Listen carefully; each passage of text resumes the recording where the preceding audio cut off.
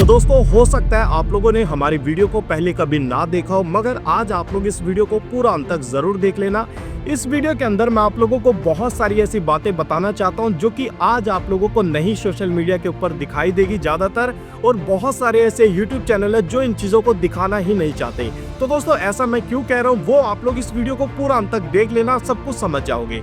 तो दोस्तों आप लोग इस बाबा को जरूर जानते होंगे। इस बाबा तो दोस्तों अब सबसे पहले मैं एक चीज आप लोगों को क्लियर कर दूं, मैं किसी जाति धर्म के खिलाफ नहीं हूं, मगर जिस तरीके से बाबा की ये जातिवादी बातें हैं तो दोस्तों इनके खिलाफ मैं जरूर हूं। तो दोस्तों मैं आप लोगों को बता दूं, इस बाबा का अभी हाल ही के अंदर एक पॉडकास्ट हुआ। उस पॉडकास्ट के अंदर इस बाबा ने जातिवादी बहुत सारी बातें की और इस बाबा ने बहुत सारे लोगों को इस पॉडकास्ट के अंदर घसीटा है। तो दोस्तों आप लोग जानते हैं बाबा साहब अम्बेडकर के बारे में, जिन्होंने बहुत सारी जातियों के धर्म के लोगों को जो अत्याचार उनके ऊपर किए जाते थे उनसे उनको छुटकारा दिलाया, और बहुत सारे देशों के अंदर आज बाबा साहब का कितना सम्मान किया जाता है वो भी आप लोग बहुत अच्छे से जानते हैं। तो दोस्तों ये जातिवादी जो बाबा है, तो दोस्तों यहाँ पर इस बात को बोलता है कि बाबा साहब अम्बेडकर ने जो कि मनुष्य मृत्यु को जलाया था वो बहुत बड़ा पाप किया था। अब आप लोग इस बात को बहुत अच्छे से जानते हैं। मनुष्य मृत्यु एक ऐसी किताब है जिसके अंदर स्त्रियों को लेकर और बहुत सारी ऐसी जातियां हैं उनको किस तरीके से प्रताड़ित किया जाता था, उनके ऊपर किस तरीके के अत्याचार किए जाते थे, ये सारी बातें उस घटिया किताब के अंदर लिखी हुई है। आप सभी लोग इस बात को बहुत अच्छे से जानते हैं। बहुत सारे लोग आज भी उस किताब का विरोध करते हैं। तो दोस्तों अब मैं आप लोगों को कुछ ऐसी बातें बताना चाहता हूं कि बाबा साहब अम्बेडकर ने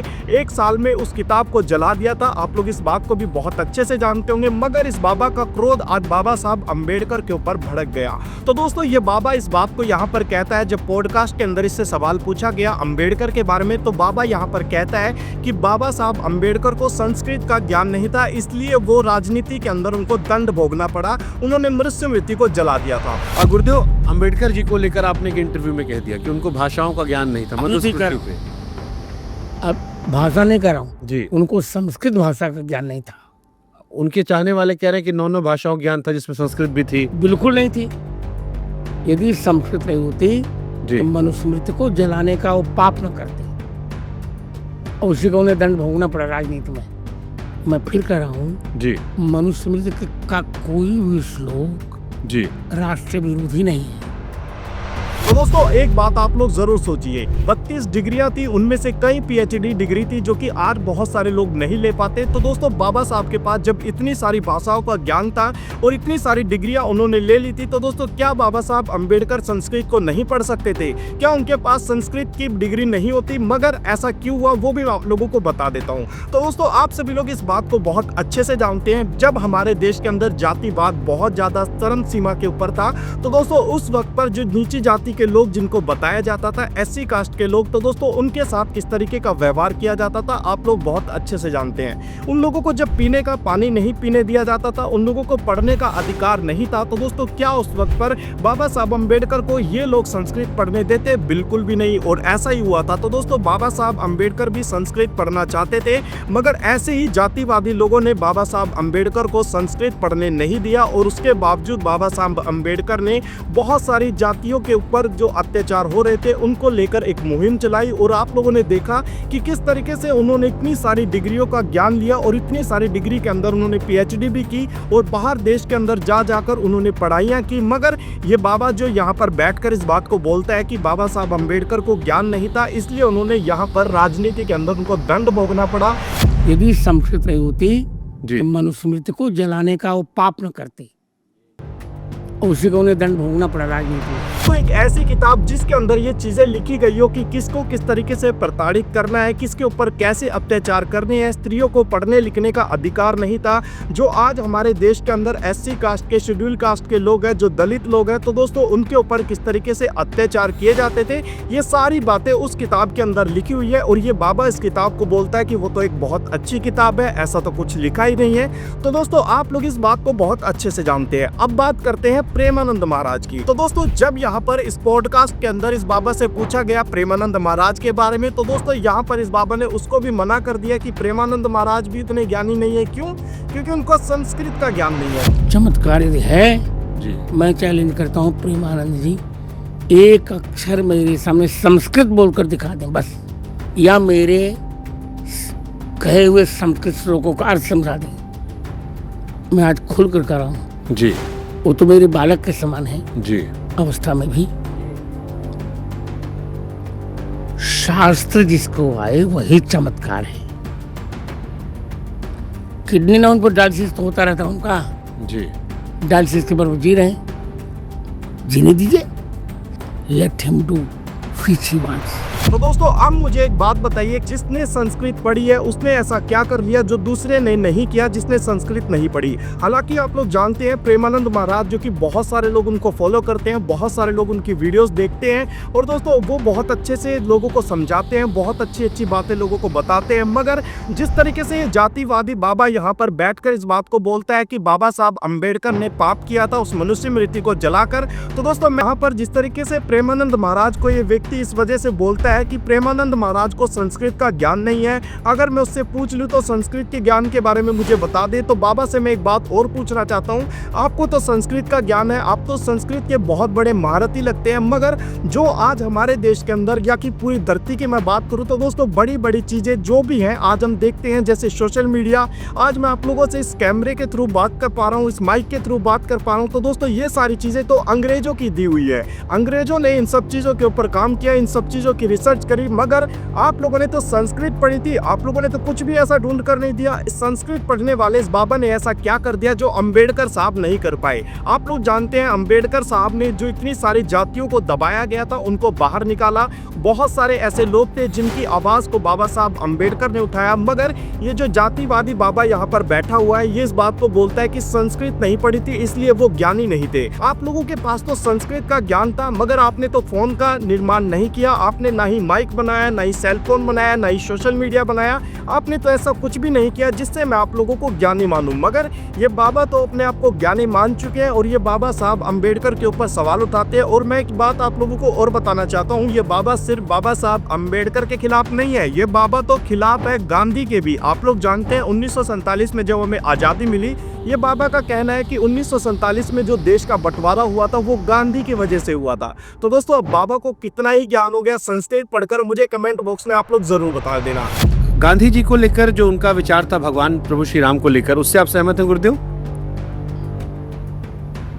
गांधी जी का जो एक विचार था हिंदुत्व को लेकर, भगवान श्री राम को लेकर, क्या भगवान साहब क्या विचार था उनका? कि सभी धर्म जातियों का सम्मान करें, सब बराबर हैं, सारे धर्म जो हैं वो बराबर हैं, सारी जातियां बराबर हैं, ऊंच नीच भेदभाव, कोई जाति श्रेष्ठ नहीं। नहीं, सब गांधी जी लगता है कि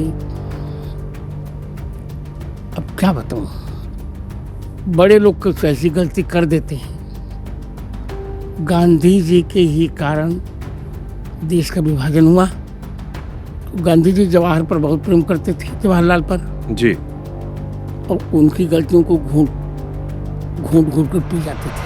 आप लोगों से मैं एक चीज की रिक्वेस्ट जरूर करूंगा, क्योंकि आप लोग जानते हैं आज सोशल मीडिया के ऊपर इन बाबा जैसे डोंगी लोगों के ऊपर कोई ऐसा सवाल नहीं उठाता, तो आप लोग इस चैनल को सब्सक्राइब जरूर कर ले ताकि हम लोग आपकी आवाज बनकर इस चैनल के ऊपर बोल सके। और मैं आप लोगों को एक चीज और बता दूं, जिस तरीके से बाबा ने अंबेडकर का विरोध किया, गांधी का विरोध किया, जातिवादी मानसिकता रखने वाले इस बाबा ने तो आरक्षण का भी विरोध कर दिया। आप लोग जानते हैं जो इतने सारे लोग हैं जो आज हमारे देश के अंदर, आप लोग जानते हैं ज्यादातर गरीबों की संख्या अगर देखी जाए तो दोस्तों दलित लोग ही सबसे ज्यादा गरीब पाए जाते हैं। अब बाबा की जातिवादी बातों को मैं और आप लोगों को सुनाना चाहता हूं, मगर उससे पहले मैं एक चीज बता दूं, इस बाबा का कहना है कि आज हमारे देश के अंदर जो ज्यादा गरीब लोग हैं वो कौन है, वो ब्राह्मण लोग हैं। जैसे एक सवाल अक्सर लोग पूछते हैं कि आरक्षण को लेकर गुरुदेव का मत जो है वो ये रहता है कि केवल उसकी आर्थिक स्थिति के आधार पर दिया जाए, जबकि शास्त्र का हृदय से कोई पूछे जी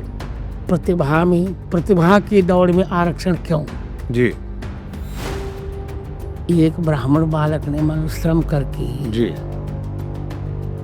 99% पाया, 100% मार्क पाया जी, और दूसरे ने केवल 4% पाया। जी आपने दबाव डालकर उसको 4% वाले को तो कलेक्टर बना दिया, जी, और जिसने 100% पाया वो जूते का व्यापार कर रहा है। तो क्या टैलेंट का अपमान नहीं हुआ?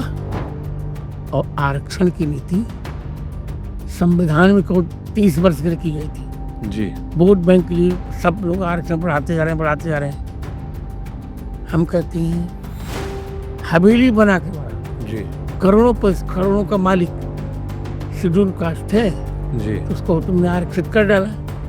अब ब्राह्मण बेचारा गरीब है तो उसको नहीं। इसी एक और आप कहते हैं जाति प्रथा बंद हो, जातिवाद। तो जातिवाद के आधार पर तुम आरक्षण क्यों कर रहे हो?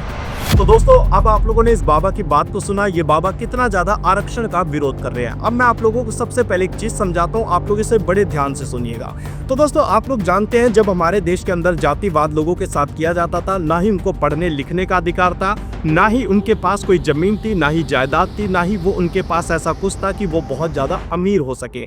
तो दोस्तों एक चीज तो आप लोग यहाँ पर देखिए। और दोस्तों जब हमारे देश के अंदर ये जातिवाद चल रहा था तो दोस्तों दूसरी कैटेगरी के लोग थे जो कि जनसंख्या के अंदर तो बहुत ज्यादा कम थे, मगर इनके पास बहुत ज्यादा पैसा भी था, बहुत ज्यादा जमीन भी थी, बहुत ज्यादा कुछ इनके पास था कि ये बहुत सारा संसाधन इकट्ठा कर सकते थे। मगर दोस्तों जिनकी जनसंख्या ज्यादा थी वो बहुत गरीब थे, जिनकी जनसंख्या कम थी वो बहुत ज्यादा अमीर थे। ये बात आप लोग भी बहुत अच्छे से जानते होंगे।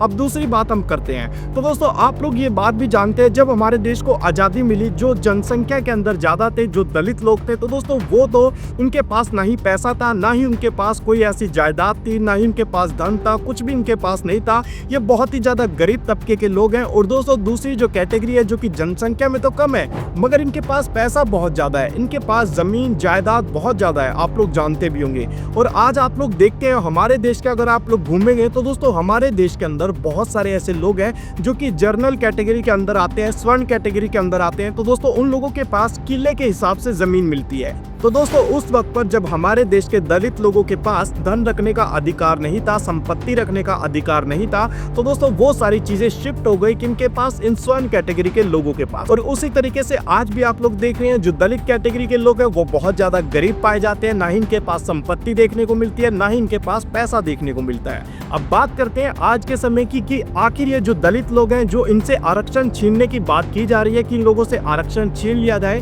तो दोस्तों अब एक बात आप लोग सोचिए, यहाँ पर जो लोग हैं ये जनसंख्या में तो बहुत ज्यादा है मगर इनके पास पैसा नहीं है। तो दोस्तों इनके पास पैसा बहुत ज्यादा है, हालांकि ये जनसंख्या में बहुत ज्यादा कम है। आज आप लोग जानते हैं जो जनरल कैटेगरी के लोग हैं तो दोस्तों इनके पास बहुत अच्छा खासा पैसा है, इनके पास अच्छी खासी संपत्ति है, इनके पास पढ़ने लिखने के लिए बहुत ज्यादा पैसा है कि ये अच्छे स्कूलों में, अच्छे कॉलेज में जाकर पढ़ सके, क्योंकि ये पैसा वहां पर भर सकते हैं। क्योंकि दोस्तों यहाँ पर ये दूसरे कैटेगरी के लोग आते हैं जो जनसंख्या में तो बहुत ज्यादा है मगर इन लोगों के पास ना ही पैसा है, ना ही इन लोगों के पास संपत्ति है, जिस वजह से ये बड़े अच्छे स्कूल के अंदर जाकर नहीं पढ़ सकते, ये बड़े कॉलेज में जाकर नहीं पढ़ सकते। तो दोस्तों इसीलिए बाबा साहब अम्बेडकर ने इन लोगों को आरक्षण दिलवाया ताकि ये लोग भी इन लोगों की बराबरी कर सके। अब बराबरी कैसे होगी? तो दोस्तों आप लोग जानते हैं जब इन लोगों के पास पैसा नहीं है, धन संपत्ति नहीं है, इनके पास इतने भी पैसे नहीं है कि अच्छे स्कूल में जाकर पढ़ सके, तो दोस्तों ये लोग तो इनकी बराबरी कभी भी नहीं कर सकते। तो दोस्तों आरक्षण के तौर पर ये जाते हैं और ये लोग अपनी फॉर्म के अंदर नौकरियां भरते हैं जाकर, ताकि ये लोग इनके बराबर में पहुंच सके, क्योंकि ये लोग तो पढ़ लिख कर